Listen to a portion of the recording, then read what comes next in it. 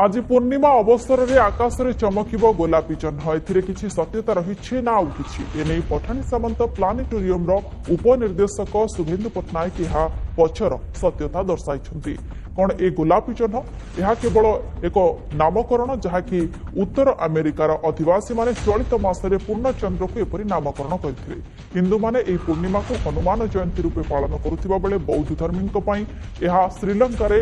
बक कोया नाम परिचित एही दिन बुद्धदेव श्रीलंका जाई अनेक दिन धरी लागिथिबा युद्ध रोकिथिले बसंत ऋतुर आगमन होइथिबारु उत्तर अमेरिका रे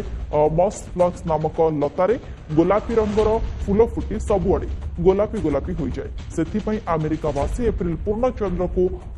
पिंक मून बा गोलापी चंद्र बोली नामकरण कर जहाँ एवं किसी स्थान में प्रचलित रही चंद्रर रंग सह कौन संपर्क ना तेणु आज दिन में आकाश में गोलापी चिन्ह देखा कौन सत्यता ना पठाणी सामंत प्लानेटोरियम उपनिर्देशक शुभेन्दु पट्टनायक।